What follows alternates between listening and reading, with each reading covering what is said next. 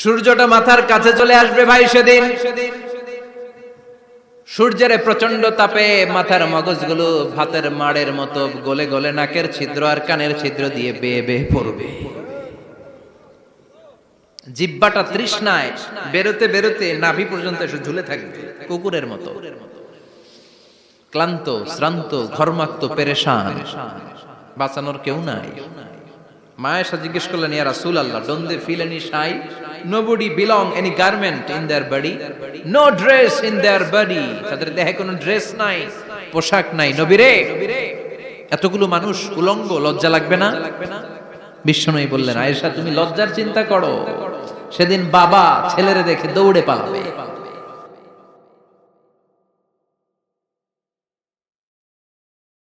কিয়ামতের দৃশ্যটা কিরকম হবে এর নকশা খুব সংক্ষিপ্ত পরিসরে মাত্র 11টা আয়াতে আল্লাহ তুলে ধরেছেন। আপনি মনোযোগ দিয়ে কানগুলো খরগোশের মতো খাড়া করে যদি কথাগুলো শুনেন, আপনার মনে হবে আপনি এখানে বসে কিয়ামত চোখে লাইভ দেখতেছেন। লাইভ আল্লাহ এমন ভাবে বলেছে, সুবহানাল্লাহ পড়েন। তা আসুন আমরা সরাসরি কিয়ামতকে দেখে আসি। আসলে কিয়ামতটা কেমন বর্ণনা করছেন কে? আল্লাহ। সূরার নাম হচ্ছে সূরাতুল কারিয়া। কি নাম? আওয়াজ করে উত্তর দিতে হবে। সূরার নাম আল কারিয়া। চিৎকার মেরে বলেন, সূরার নাম কি? আল কারিয়া। এটা মাক্কি সূরা। কি সূরা? বিশ্বনবীর জীবনের দুইটা পর্ব, একটা মাক্কি পর্ব আর একটা মাদানী পর্ব। এটা মাদানী পর্বে নাজিল হয়নি, এটা নাজিল হয়েছে মাক্কি পর্বে। এই সূরার আয়াত সংখ্যা 11। এটা কোরআনের 101 নম্বর সূরা। এটা আল কোরআন আল কারীমের 30তম পারায় অবস্থিত একটা সূরা। আমাদের অনেকেরই মাশাআল্লাহ মুখস্থ আছে, আছে না? ইমাম সাহেব নামাজে প্রায় পড়ে, অনেকেরই মুখস্থ। শুনতে শুনতে কবে যে মুখস্থ হয়েছে আমাদের নিজেরাও জানি না। সুবহানাল্লাহ পড়েন।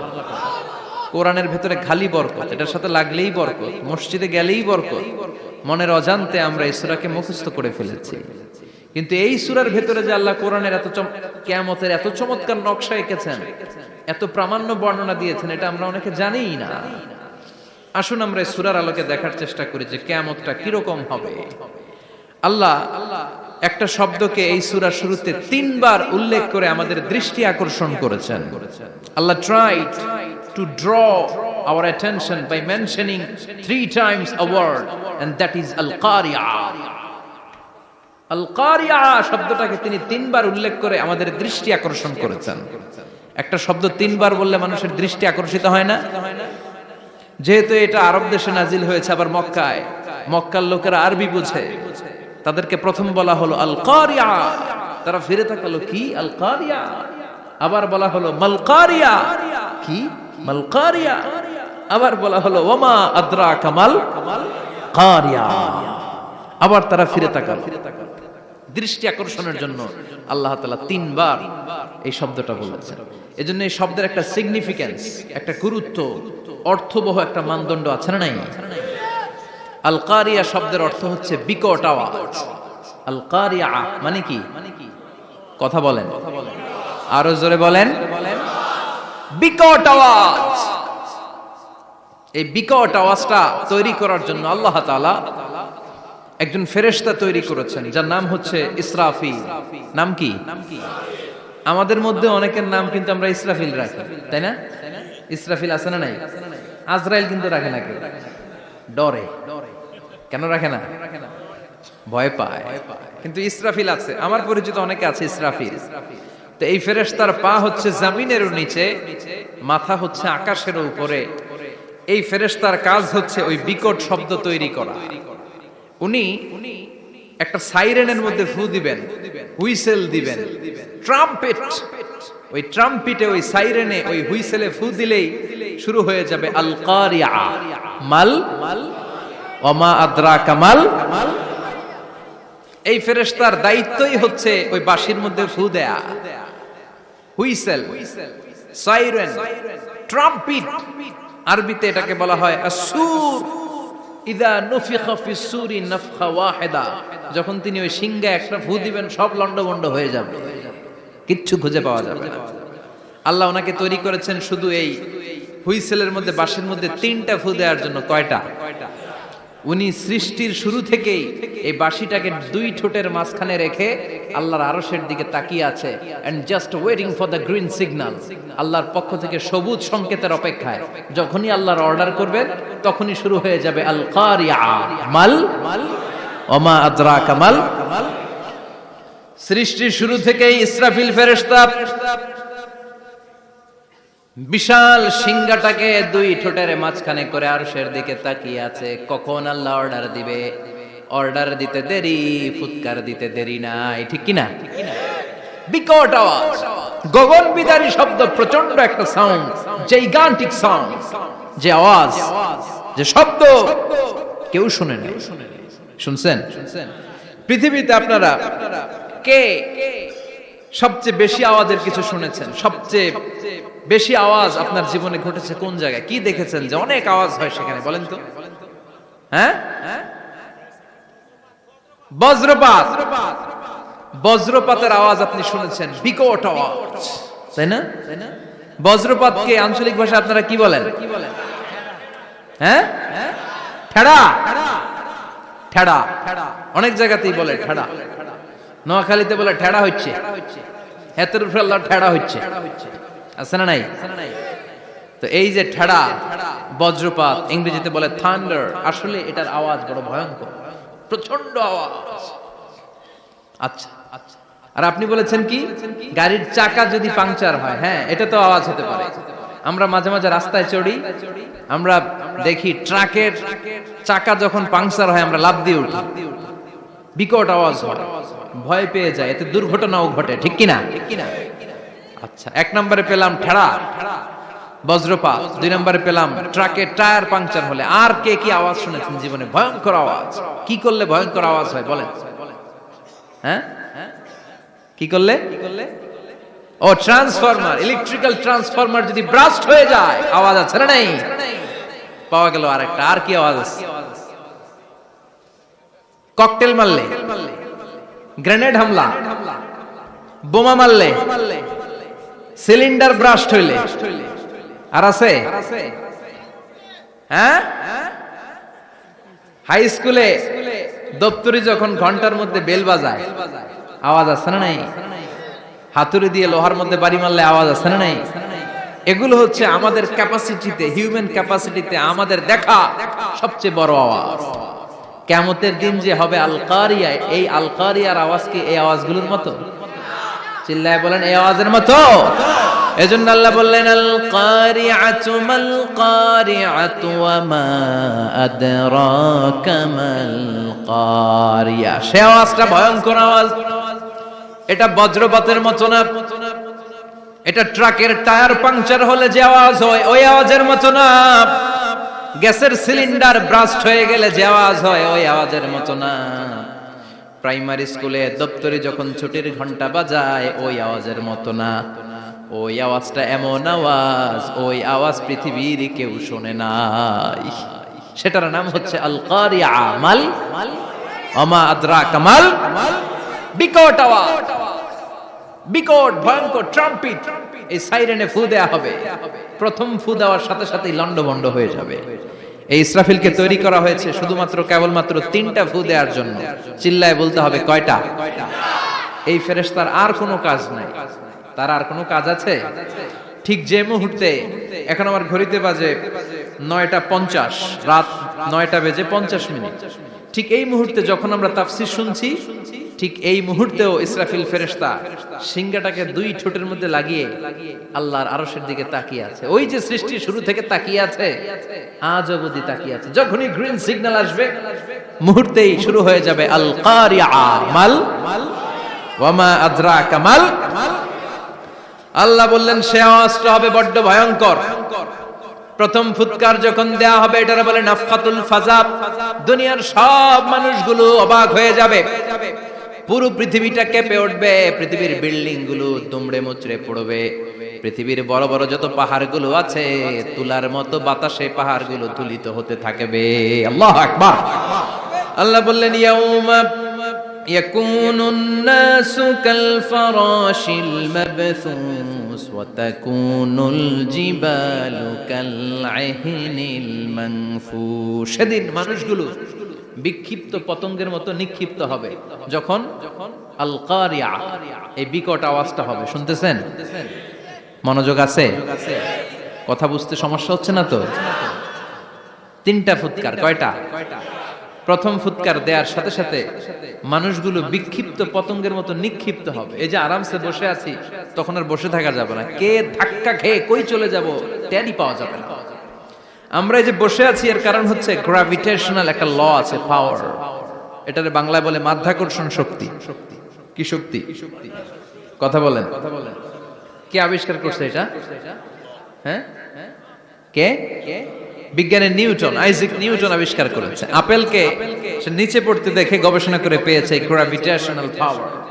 ওইটা থাকার কারণে পৃথিবীর সেন্টার সবকিছুকে নিচের দিকে টানে, নিজের দিকে টানে, ফলে আমরা বসে আছি। কিন্তু এই মাধ্যাকর্ষণ শক্তির বাইরে যদি আমরা আকাশে উঠে যাই, আর কিন্তু কোনো টানাটানি নাই, আপনি শূন্যে ভেসে থাকবেন। নভোচারীরা মহাশূন্যে যে ভেসে থাকে, কিয়ামতের ওই ধাক্কার ভাইব্রেশন যখন শুরু হয়ে যাবে, পুরা পৃথিবীটা মুহূর্তের মধ্যে কেঁপে উঠবে। এমন কম্পন, এমন আওয়াজ পৃথিবীবাসী এর আগে আর শোনে নাই। একটা ধাক্কার চোটে মানুষগুলো ছিটকে কে যেন কই পড়ে যাবে, কেউ টের পাবে না। কে কই চলে গেছে হিসাব নাই। সব থাকবে ওই টাইমে। সব থাকবে না? কেউ থাকবে টয়লেটে, কেউ থাকবে ঘুমে, কেউ থাকবে বাজারে। আপনাদের নিমসার বাজার তো থাকবে তখন, না থাকবে? কই যে লন্ডভন্ড হয়ে যাবে হিসাব নাই। কে যে কোথায় ছিটকে পড়বো আমরা জানি না। বিক্ষিপ্ত পতঙ্গের মতো আমরা নিক্ষিপ্ত হব। শীতকালে আমার দেশের ছেলেরা রাত্রেবেলা ব্যাডমিন্টন খেলে, র্যাকেট খেলে না? নিমসারে বোধহয় খেলে টেলে না? খেলে। তো ওরা বাঁশ গেড়ে দেয় ক্ষেতের মাঝখানে। কি গাড়ে? এরপর বাঁশের মধ্যে লাগায় কি? লাইট। লাইট গুলো লাগালে দেখবেন ক্ষেতের গ্রামের পোকাগুলো এসে লাইটের মধ্যে ছিটকে ছিটকে পড়ে। আমাদের অবস্থায় পোকার মতো হবে তখন। আল্লাহ সেটাই বললেন, ইয়াউমা ইয়াকুনুন নাসু কাল ফারাশিল মাবসুস। বিক্ষিপ্ত পতঙ্গের মতো মানুষগুলো নিক্ষিপ্ত হবে। ওয়া তাকুনুল জিবালু কাল আহিনিল মানফুশ। তুলাকে যখন পিটানো হয়, ধ্বনিত করা হয়, দেখবেন তুলার ছোট ছোট কণা বাতাসের মধ্যে ভাসতে থাকে। ফু মারলে আরো দূরে যায়, আরো বাতাস আসলে উড়ে উড়ে যে কোথায় চলে যায় টের পাওয়া যায় না। সুবহানাল্লাহ। বিশাল বিশাল পাহাড়গুলো এরকম ধ্বনিত তুলার মতো সামনে উঠতে থাকবে, একটা পাহাড়ও টিকবে না। বাংলাদেশের সবচেয়ে বড় পাহাড়ের নাম কি জানেন? তাজিংডং পর্বত। কিন্তু সবচেয়ে বড় পাহাড় হচ্ছে গারো পাহাড়, ময়মনসিংহ। ওটা থাকবে কিয়ামতের দিন। আল কারিয়া, আল কারিয়ার সময় টিকবে ওটা। তাজিংডং বিজয় সবচেয়ে বড় পর্বত শৃঙ্গ। কোথায় এটা? বান্দরবান। এটা টিকবে? কেউকারাডাং একটা আছে না? চিম্বুক আছে না? টিকবে? টিকবে না। পৃথিবীর সবচেয়ে বড় পাহাড় মাউন্ট এভারেস্ট নেপালে 29,035 ফিট উঁচু, টিকবে? ইউরোপের সবচেয়ে বড় পাহাড় আল্পস পর্বতমালা টিকবে না। আমেরিকার সবচেয়ে বড় পাহাড় আলাস্কা পর্বতমালা টিকবে না। আরব বিশ্বে বিশাল একটা মাউন্টেন রেঞ্জ আছে, ওইটার নাম তুর পাহাড়, ওইটাও টিকবে না। একটা পাহাড়ও থাকবে না। পাহাড়গুলো ভেঙে দুমড়ে মুচড়ে তুলার মতো ধ্বনিত হতে থাকবে। চিৎকার করে পড়েন আল্লাহু আকবার। এই যে 5 তলা, 7 তলা, 10 তলা দেদারসে টাওয়ার উঠতে শুরু করেছে, বিল্ডিং বাড়তে শুরু করেছে। কিয়ামত যখন শুরু হবে, আল কারিয়া যখন শুরু হয়ে যাবে, রব্বুল আলামিন পুরো পৃথিবীটারে ধরে একটা ঝাঁকুনি মারবে। ওই ঝাঁকুনির চুটে 8 তলা 10 তলা বিল্ডিং গুলো টিকবে নাকি? 30 তলা 50 তলা হলে তো আর ভাঙবে না। বুর্জ আল খলিফা ভাঙবে না। দুবাইয়ের বুর্জ আল খলিফা সবচেয়ে উঁচু টাওয়ার এটা। কিংডম টাওয়ার এটা নাকি আরো উঁচু হবে, 1000 মিটার উঁচু হবে। টাইপেডাং 101, মালয়েশিয়ার Petronas twin tower, Shanghai tower, Kaaba ঘরের পাশে বুর্জ আল খলিফা, যেটাকে সবাই বলে জমজম টাওয়ার, টিকবে? কথা বলেন, টিকবে?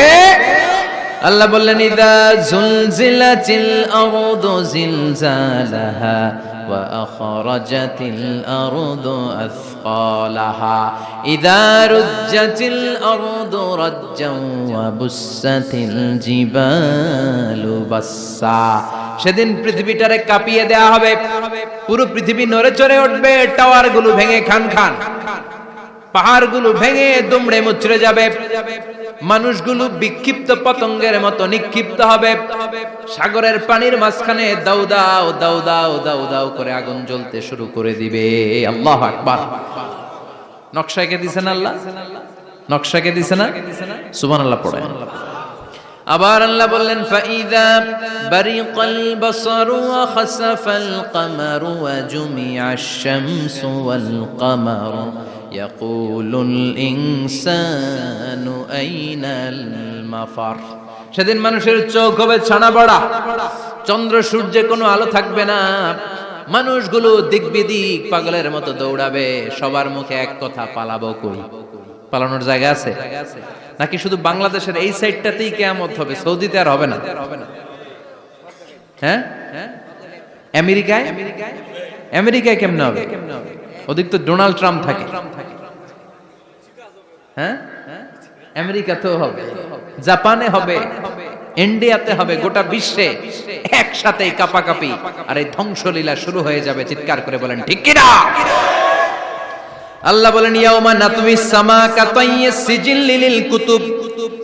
আকাশ আর আকাশ থাকবে না, কাগজ যেমনি আমরা এরকম ফোল্ড করে ফেলি, ভাঁজ করে ফেলি, মন চাইলে কাগজকে যেমনি আমরা এরকম হাতের মধ্যে গুটিয়ে নেই, সেদিন আকাশটারে হাতের মধ্যে গুটিয়ে নিবে কে? মানুষগুলো পাগলের মতো দৌড়াবে, কেউ থাকবে টয়লেটে, কেউ হসপিটালে, কেউ মাজারে, কেউ বাজারে, যে যেখানে থাক, শুরু হয়ে যাবে কিয়ামতের এই ভয়াবহ দৃশ্য। দুধের বাচ্চাকে রেখে দিয়ে মা দৌড়ে পালাবে। দুধের বাচ্চা রেখে মা কোথাও যায়? কলিজার টুকরা এটা, দুধের বাচ্চা, এটারে ফেলে মা কোথাও যায় না। কিন্তু কিয়ামতের এই ঝাঁকুনির দৃশ্য দেখে আল কারিয়া মাল ওয়া মা আদরাকা মাল, এই দৃশ্য দেখে দুধের বাচ্চারে রেখে মা দিবে দৌড়। অনেক গর্ভবতী মহিলা থাকবে এই কিয়ামতের সময়ে, যাদের পেটের ভেতরে 2 মাসের বাচ্চা, 3 মাসের বাচ্চা, অপরিপক্ক অপরিণত, বাচ্চাটা এখনো বড় হয় নাই, কোন বাচ্চার হাত পা এখনো হয় নাই। কিয়ামতের এই ভয়ঙ্কর দৃশ্যটা দেখে জায়গার মধ্যে 3 মাসের অপরিণত বাচ্চাটা ডেলিভারি হয়ে যাবে। আল কারিয়া মাল কারিয়া ওয়া মা আদরাকা মাল। পৃথিবীর যখন এরকম দৃশ্য, আল্লাহ তাআলা ইসরাফিলকে বলবেন, ইসরাফিল তোর তো 3টা ফুৎকার দেওয়ার দায়িত্ব ছিল, দিয়েছে কয়টা? চিল্লায় বলেন কয়টা? এবার আল্লাহ বলবেন এবার দ্বিতীয় ফুৎকার দে। কয় নাম্বার ফু দিবে? ওই ফু দেওয়ার সাথে সাথে ইসরাফিল প্রথম ফুৎকার দিয়ে জায়গা মতো এরকমই দাঁড়ায় থাকবে, আবার যখন গ্রিন সিগন্যাল পাবে মুহূর্তের মধ্যে আরেকটা ফু দিয়ে দিবে। ফু দেওয়ার সাথে সাথে পৃথিবীর সব মানুষগুলো মরে শেষ, কেউ থাকবে? থাকতে পারবো আমরা? থাকার জন্য আসছি। একদিন মাটির ভেতরে হবে ঘরে মন আমার, কেন বাঁধো দালান ঘর, প্রাণ পাখি উড়ে যাবে পিঞ্জর ছেড়ে, ধরা ধামে সবই রবে তুমি যাবে চলে, বন্ধু বান্ধব যত মাতা পিতা দ্বারা সুত সবই হবে তোমার পরে মন আমার, কেন বাঁধো দালান ঘর, একদিন মাটির ভেতরে হবে ঘরে মন আমার, কেন বাঁধো দালান ঘর। ঠিক কিনা? এই গানের কথামালাটা খুব সুন্দর না? আখিরাতের রিমাইন্ডার আমাদেরকে দেয়। এই যে দুনিয়া দুনিয়া, টাকা পয়সা আরো লাগবে, আরো কামাবো, এটাতে আমার হবে না, আরো চাই আরো চাই। এই প্রতিযোগিতা, এই কম্পিটিশন, ওর 5 তলা আমার লাগবে 7 তলা, ওর আছে 20 লাখ আমার লাগবে 30 লাখ, প্রতিযোগিতা আছে না নাই? এগুলো আমাদেরকে পাগল বানিয়ে দিয়েছে, মোহাচ্ছন্ন করে ফেলেছে। পৃথিবীটা আসলে একটা মরীচিকা, ধোঁকা, লোভ লালসা, আজ আছে কাল নাই। 2 নাম্বার ফুৎকার দেওয়ার সাথে সাথে পৃথিবীর সব শেষ। মালাকুল মাউত পৃথিবীর সব মানুষের রূহ কবজ করবে। আল্লাহ বলবেন, মালাকুল মাউত আখবিরনি মাইয়াবকা, আমাকে বল আর কে আছে। মালাকুল মাউত বলবে, পৃথিবীর সব মানুষের রূহ কবজ করে শেষ, কেউ নাই। মানুষবিহীন পৃথিবী, মানুষের কোলাহলে পৃথিবীটা মুখরিত থাকতো এতদিন। গোটা পৃথিবী ব্যাপী মানুষের কোলাহল, ওই যে সাইয়েদনা আদম থেকে শুরু হয়েছে, আর থামে নাই। মানুষ আর মানুষ, মানুষ আর মানুষ, সব মানুষ শেষ। আল্লাহ আশরাফুল মাখলুকাত একটারও রাখি নাই, সব শেষ। শুধু আছে জিন জাতি। আল্লাহ বলবেন, যাও এবার জিন জাতি ধরো, জিনদের রূহ কবজ করো। মালাকুল মাউত কিন্তু জিনদের রূহ কবজ করে। ওমা খলাকতুল জিন্না ওয়াল ইনসা ইল্লা লিয়াবুদুন। জিন জাতি আর মানব জাতি, এই দুই জাতিকে আল্লাহ তাআলা তৈরি করেছে কার ইবাদতের জন্য। আমরা যেমনি নামাজ পড়ি, জিনেরাও নামাজ পড়ে। আমরা যেমনি রমাদানের রোজা রাখি, জিনেরাও রমাদানের ফরজ রোজা রাখতে হয়। আমরা যেমনি হজ করি, জিনেরাও হজ করে। আমরা যেমনি আরাফার দিনে কাঁদতে কাঁদতে আল্লাহর কাছে দোয়া করি, আল্লাহ লাব্বাইক করে, জিনেরাও পড়ে। আমরা দেখি না, এদের দেখা যায়? দেখা যায় না। জিসমুন নারিয়ুন, আগুনের তৈরি ওদের দেহ। ইয়াতাশাক্কালু বিআশকালিন মুখতালিফা, বিভিন্ন কালার ধারণ করতে পারে, বিভিন্ন রং ধারণ করতে পারে। জিনের সংজ্ঞা হচ্ছে জিসমুন নারিয়ুন ইয়াতাশাক্কালু বিআশকালিন মুখতালিফা, আগুনের তৈরি এক সৃষ্টি। বিভিন্ন সূরত তারা নিতে পারে, মানুষের সূরত নিতে পারে, প্রাণীর সূরত নিতে পারে, ঠিক কি না? মালাকুল মাউত জিন জাতি হত্যা করতে শুরু করবেন, রূহ কবজ করবেন। করতে করতে সব শেষ। খারাপ জিনদের সর্দার হলো ইবলিস। সব জিনদেরকে মারতে যত কষ্ট দেয়া হয়েছে, সবচেয়ে বেশি কষ্ট দিয়ে ইবলিসের রূহ কবজ করে ফেলা হবে। ইবলিস আর নাই, মানুষও নাই, জিনও নাই, পশু পাখি কিচ্ছু নাই।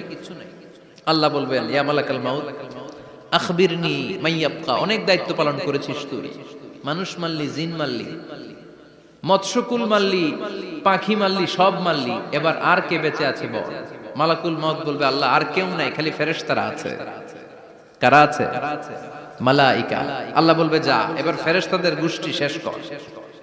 মালাকুল মাউত একটার পর একটা ফেরেশতার রূহ কবজ করবে, একটার পর একটা, একটার পর একটা করতে করতে সব ফেরেশতা। ফেরেশতাদের সংজ্ঞা হচ্ছে জিসমুন নূরিয়ুন ইয়াতাশাক্কালু বিআশকালিন মুখতালিফা, আলোর তৈরি, নূরের তৈরি একটা দেহ, চাইলে বিভিন্ন সূরত ধারণ করতে পারে। জিন আর ফেরেশতার পার্থক্য বুঝেছেন? জিন কিসের তৈরি? আগুন, জিসমুন নারিয়ুন। আর ফেরেশতা হচ্ছে জিসমুন নূরিয়ুন, নূর দিয়ে তৈরি। একের পর এক ফেরেশতা সবার করা হবে। এবার আল্লাহ বলবেন, ইয়া মালাকুল মাউত আখবিরনি মাইয়াবকা, আর কে কে বেঁচে আছে বল। মালাকুল মাউত বলবে, মাবুদ কেউ নাই, মানুষ নাই, জিন নাই, ফেরেশতাও নাই, শুধু আমার 3 জন কলিগ বাকি। কয়জন? জোরে বলেন, কয়জন?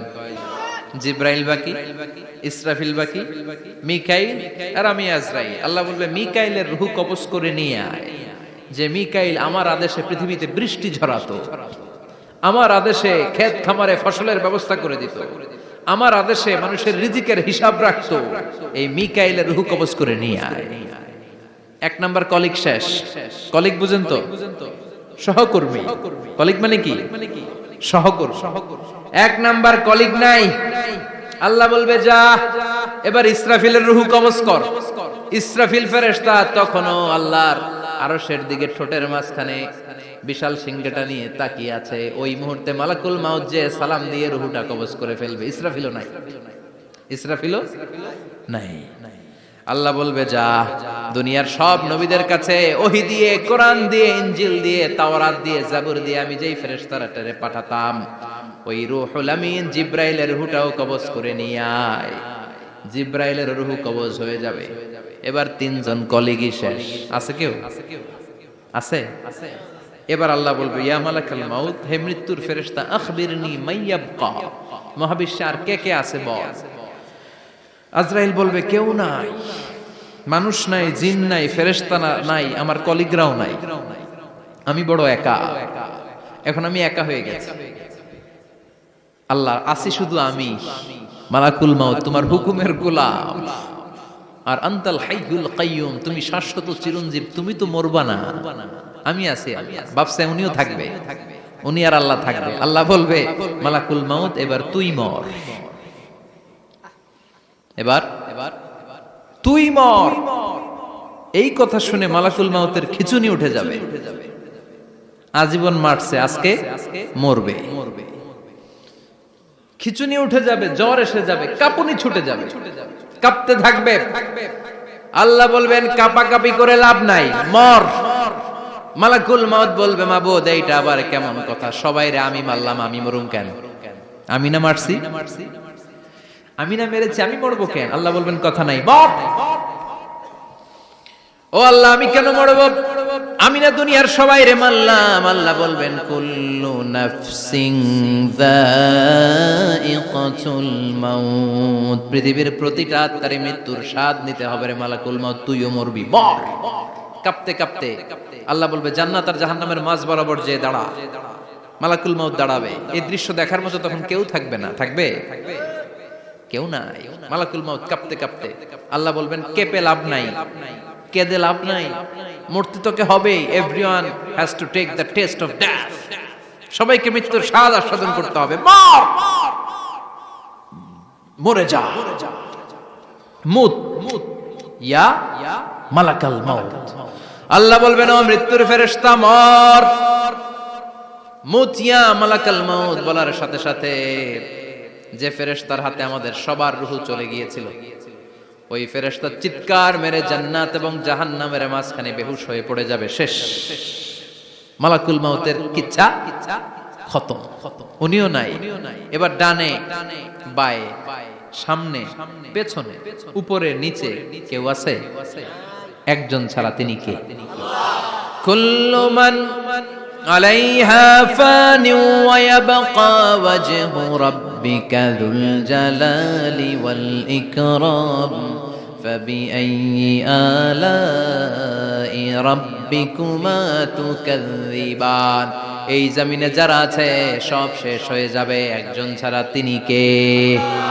আল্লাহ তখন হুঙ্কার দিয়ে একা একাই বলবেন, একা একাই বলবেন ইয়া আরদু আইনা আশজারুকা, ও পৃথিবী তোর বড় বড় গাছগুলো কোথায়? আপনাদের নিমসারে বট গাছ আছে? কোথায় আছে বট গাছ? অনেক জায়গায় থাকে না বট গাছ বিশাল, ওইটারে কেন্দ্র করে শিরকের আখড়া জমে ওঠে, ওখানে মোমবাতি লাগায়, লাল শালু দেয়, নাচানাচি করে, এরকম বট গাছের আখড়া আছে নাই? আল্লাহ বলবে ইয়া আরদু, হে পৃথিবী, আইনা আশজারুকা, তোর বড় বড় গাছগুলো আজকে কোথায়? ইয়া আরদু আইনা আনহারুকা, হে পৃথিবী তোর বড় বড় নদীগুলো কই? পদ্মা নদী কই? মেঘনা নদী কই? ব্রহ্মপুত্র কই? গঙ্গা নদী কই? মিসিসিপি, মিসৌরি কই? নীল নদ কোথায়? আমাজন কোথায়? ৬৬৯৫ কিলোমিটার লম্বা, উগান্ডার ভিক্টোরিয়ার কাম্পালা থেকে এর অববাহিকা শুরু। পৃথিবীর সবচেয়ে বড় যে নদীটা নীল নদ, মিশরে এই নদটা ছিল। আমি দেখেছি, ঘুরেছি এর উপর দিয়ে অনেক। 5 বছরের নীল নদের পানি আমি খেয়েছি। মিশরের নীল নদ ছাড়া কোনো মিঠা পানির উৎস নাই। এজন্য প্রাচীন ঐতিহাসিক, ওনার নাম হিরোডোটাস, উনি বলেছিলেন Egypt is the gift of Nile, মিশর হচ্ছে নীল নদের দান। নীল নদ না থাকলে মিশরে কেউ থাকতো না। আল্লাহু আকবার পড়েন। দুইটা নদী সিদরাতুল মুনতাহা থেকে জান্নাতের কানেকশন নিয়ে পৃথিবীতে এসেছে। একটা হচ্ছে ইরাকের দজলা ফোরাত নদী, আর একটা হচ্ছে মিশরের নীল নদী। সুবহানাল্লাহ পড়বেন না? 5 বছর আমি এই নীল নদের পানি খেয়েছি যখন মিশরে ছিলাম। সরাসরি না, মিশরীয় সরকার পাইপলাইন দিয়ে এই পানিকে রিফাইনিং করে জনগণের জন্য পৌঁছে দেয়। এই নীল নদের নিচ দিয়ে মিশরের মেট্রো লাইন আছে, মানে ট্রেন, এটাকে বলে পাতাল ট্রেন। কি বলে? পাতাল ট্রেন। আপনাদের প্রধানমন্ত্রী নাকি একটা করবে শুনলাম, উনি ঘোষণা দিয়েছে। তো এটার নিচ দিয়ে, নীল নদের নিচ দিয়ে আমরা ট্রেন দিয়ে এই মাথা থেকে ওই মাথায় যেতাম, আবার ব্রিজ দিয়ে এপাশ থেকে ওপাশে যেতাম। 10টা দেশ ঘুরে এই নীল নদ, একটা সাগর আছে মেডিটেরেনিয়ান সি, মানে ভূমধ্য সাগর, ওইটার সাথে মিলিত হয়েছে। আল্লাহ সেদিন বলবেন আইনা নাই, নীল নদ আজকে কোথায়? আইনাল আনহার, নদীগুলো কোথায়? আইনাল কুসুর, প্রাসাদগুলো কই? রাজপ্রাসাদ, টাওয়ার কোথায়? আইনাল জাবাবেরা, অত্যাচারী শাসকগুলো আজকে কোথায়? যারা ক্ষমতার চেয়ার পেলে আর নামতে চায় না, এই ডাকাতগুলো আজকে কোথায়? আল্লাহ বলবে আইনাল জাবাবেরা, ফেরাউন কোথায়? নমরুদ কোথায়? আবু জাহেলের গোষ্ঠী কোথায়? ফেরাউনের চাচাতো ভাইরা কোথায়? নমরুদের চাচাতো ভাইরা কোথায়? কোথায়? যারা ক্ষমতার দাপট দেখিয়েছে, কোনো আওয়াজ আছে? কথা বলেন। আল্লাহ বলবেন লিমানিল মুলকুল ইয়াউমা লিল্লাহিল ওয়াহিদিল কাহ্হার। লিমানিল মুলকুল ইয়াউম, আজকে ক্ষমতা কার? একটা চিৎকার দিয়ে উত্তর দেন, সেদিন ক্ষমতা কার? Who belongs the kingdom today? আল্লাহ বলবেন আজকে ক্ষমতা কার? ক্ষমতা শুধু একজনের, চিল্লায় বলেন তিনি কে? আল কারিআ মাল ওয়া মা আদরাকা মাল। ইসরাফিলের সিংহায় ফু দেওয়ার ডিউটি হচ্ছে 3 বার দিতে হবে। কয়বার দিছে? কয়বার মনে আছে? খেয়ে ফেলাইছেন মনে হয়। দিতে হবে মোট কয়টা? দিয়েছে কয়টা? বাকি আছে? ওটা দেয়া লাগবে না? আল্লাহ ইসরাফিলকে রুহু দিয়ে আবার দাঁড় করায় দিবেন। সুবহানাল্লাহ পড়ে। সবার আগে ইসরাফিলকে রুহু দিয়ে দাঁড় করিয়ে দিলে উনি ওনার ডিউটি পালনের জন্য আবার সিংহার মাঝখানে ঠোঁট লাগিয়ে তাকিয়ে থাকবে আরশের দিকে। আল্লাহ বলবে ইসরাফিল এবার 3 নাম্বার ফু দিয়া ডিউটি শেষ কর। সুবহানাল্লাহ। বাড়িতে গিয়া আল্লাহ বলবেন 3 নাম্বার ফুৎকার দে।